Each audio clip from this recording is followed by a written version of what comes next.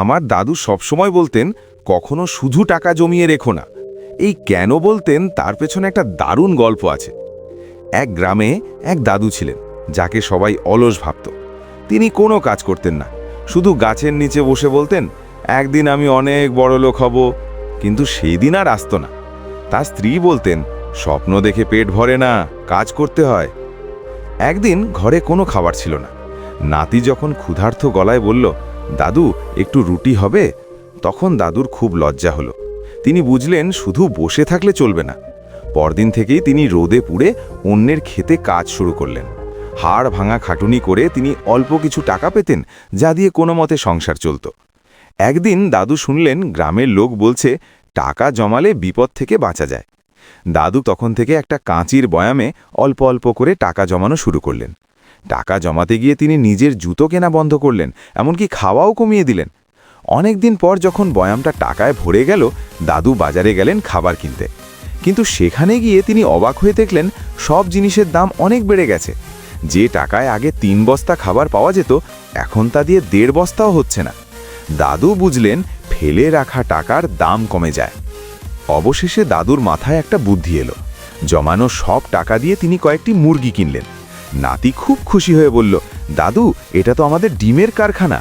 তারা কিছু ডিম খেতেন আর বাকিগুলো বিক্রি করে আরও মুরগি কিনতেন। ধীরে ধীরে তাদের উঠোনে মুরগিতে ভরে গেল। দাদু তখন তার নাতিকে বললেন, এই মুরগিগুলো জমানো টাকার চেয়ে অনেক ভালো, কারণ এগুলো আমাদের খাবার দেয় আর এদের সংখ্যা দিন দিন বাড়ে। দাদু সেদিন একটা বড় শিক্ষা পেলেন। টাকা শুধু জমিয়ে রাখলে তা একসময় শেষ হয়ে যায়। আসল বুদ্ধি হলো টাকাকে কোনো কাজে লাগানো, যাতে তা সময়ের সাথে বাড়তে থাকে। সবাই জীবনে বড় হতে চায় এবং উন্নতি করতে চায়, কিন্তু আসল গোপন উপায়টি অনেকেই জানে না। আজকের এই গল্পটি আপনার চিন্তাভাবনা পুরোপুরি বদলে দেবে। একদা সুন্দরপুর নামের এক রৌদ্রোজ্জ্বল গ্রামে রোহন, কিরণ এবং অয়ন নামে 3 ভাই বাস করত। তারা ছিল তরুণ, স্বপ্নে বিভোর এবং হরিশ নামে এক ধনী বণিকের অধীনে কাজ করত।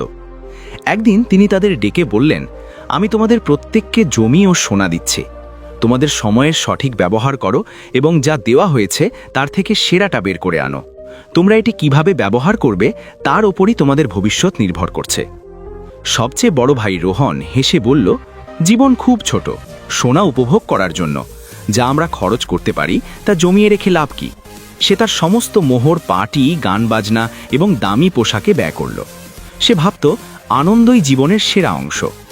মেঝো ভাই কিরণ ভ্রু কুঁচকে তার সোনার থলিটি শক্ত করে ধরে রাখল। সে বলল, আমি এটা হারানোর ঝুঁকি নিতে পারবো না। আমি অপেক্ষা করব এবং এটা নিরাপদে রাখব। অনুশোচনা করার চেয়ে সতর্ক থাকা ভালো। সে কেবল বেঁচে থাকার জন্য যতটুকু প্রয়োজন ততটুকু কাজ করত এবং কখনো তা বাড়ানোর বা বিনিয়োগ করার চেষ্টা করেনি। ছোট ভাই অয়ন একটি গাছের নিচে হাঁটু গেড়ে বসে প্রার্থনা করল, প্রভু, আমাকে এই উপহারটি বুদ্ধিমানের মতো ব্যবহার করতে সাহায্য করুন। প্রতিটি দিন এবং প্রতিটি মুদ্রার একটি উদ্দেশ্য আছে। আমাকে এমনভাবে পথ দেখান যাতে আমার কাজ কেবল আমার নয়, অনেক মানুষের উপকারে আসে। সে খুব সাবধানে পরিকল্পনা করল। কিছু সোনা দিয়ে সরঞ্জাম, বীজ কিনল এবং ছোট ছোট প্রজেক্ট শুরু করল। সে গরিবদের সাহায্য করত এবং সাধ্যমতো সবার সাথে ভাগ করে নিত। দিন গড়িয়ে মাস হলো। রোহনের জমি শুরুতে ভালো থাকলেও শীঘ্রই সে বিলাসিতায় সব সম্পদ নষ্ট করে ফেলল। সে বড় বড় পার্টি করত, ঘোড়ায় চড়ত এবং দামি জিনিস কিনত, কিন্তু তার ফসল আর মাটির যত্ন নেওয়া বন্ধ করে দিল। কিরণের জমি আগাছায় ভরে রইল। তার ভয় তাকে কিছুই করতে দিল না এবং সে খুব কম কাজ করত। অয়ন সূর্যোদয় থেকে সূর্যাস্ত পর্যন্ত পরিশ্রম করত। সে জমি নিয়ে পড়াশোনা করত, শ্রমিকদের সাহায্য করত এবং প্রতিটি বীজ ও মুদ্রার হিসাব একটি ছোট খাতায় লিখে রাখত। প্রতিদিন সকালে সে ঈশ্বরকে ধন্যবাদ জানাত এবং তার উপার্জনের কিছু অংশ গরিবদের দান করত। ধীরে ধীরে তার মাঠ সবুজ হয়ে উঠল, গবাদি পশু সংখ্যায় বাড়ল এবং তার ঘর সম্পদে ভরে উঠল।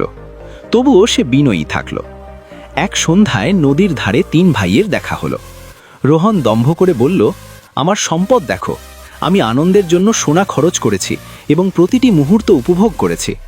কিরণ মাথা নেড়ে বলল, আমি আমার সোনা নিরাপদ রেখেছি, আমি ঝুঁকি নিইনি, কিন্তু আমার জমি খালি পড়ে আছে। অন্তত যা ছিল তা হারায়নি। অয়ন শান্তভাবে তাদের দিকে তাকালো। রোহন, তোমার সোনা অল্প সময়ের জন্য আনন্দ দিয়েছে, কিন্তু তা স্থায়ী হবে না। কিরণ, তোমার ভয় সোনাকে নিরাপদ রেখেছে, কিন্তু তা বাড়তে দেয়নি। আমি প্রতিদিন ধৈর্য ধরে কাজ করেছি এবং আমাদের যা দেওয়া হয়েছিল তা দিয়ে অনেকের উপকার করেছি। এটাই প্রকৃত সম্পদ। রোহন বিরক্ত হয়ে হেসে বলল, অয়ন, তুমি বড্ড বেশি সতর্ক। জীবন খুব ছোট। অয়ন হাসি মুখে বলল, হ্যাঁ, জীবন ছোট, কিন্তু তা অর্থহীন নয়। সময় এবং সোনা বুদ্ধিমত্তার সাথে ব্যবহার করা উচিত। যা নষ্ট হয়ে যায় তা ফিরে আসে না, আর যা কখনো ব্যবহার করা হয় না তা কারো উপকারে আসে না। বছর পার হয়ে গেল। অসাবধানতার কারণে রোহন তার বেশিরভাগ জমি ও সোনা হারিয়ে ফেলল। কিরণ ভয়ের জালে বন্দী হয়ে গরিবই থেকে গেল। আর অয়নের মাঠ শস্যে ভরে উঠল, তার পশুপালন বৃদ্ধি পেল এবং সে তার ন্যায়পরায়ণতা এবং দয়ালু স্বভাবের জন্য পরিচিত হল। সে তখনও প্রতিদিন প্রার্থনা করত এবং গরিবদের সাহায্য করত। একদিন যখন বণিক হরিশ ফিরে এলেন, তিনি গ্রামটি ঘুরে দেখলেন। তিনি প্রত্যেক ভাইয়ের জমিতে গিয়ে দেখলেন তারা কি করেছে। তিনি অয়নকে দেখে মাথা নাড়লেন এবং বললেন, তুমি বুঝতে পেরেছ, তুমি তোমার সময় এবং উপহারের সঠিক ব্যবহার করেছ, তাই তারা বৃদ্ধি পেয়েছে। তুমি শুধু নিজের জন্য নয়, অন্যদের জন্যও কাজ করেছ। এটাই প্রকৃত জ্ঞান। তিনি রোহন এবং কিরণের দিকে তাকিয়ে বললেন, রোহন, তুমি শুধু আনন্দের পিছনে ছুটেছ এবং তোমার ভিত্তিটাই হারিয়ে ফেলেছ। কিরণ, তুমি ভীত ছিলে এবং কিছুই অর্জন করতে পারোনি। মনে রেখো, সময় এবং সম্পদ যখন সঠিকভাবে ব্যবহার করা হয় তখন তা সমৃদ্ধি এবং আশীর্বাদ নিয়ে আসে, আর যখন তা নষ্ট করা হয় বা অব্যবহৃত রাখা হয় তখন তা কেবল অনুশোচনা আনে। তাই বন্ধুরা, মনে রেখো, নিজের সময় এবং অর্থ বুদ্ধিমত্তার সাথে ব্যবহার করো, কঠোর পরিশ্রম করো, অন্যদের সাহায্য করো এবং তোমার যা আছে তার বেস্টটা করার চেষ্টা করো। এটাই বড় হওয়ার এবং সুখী হওয়ার আসল পথ।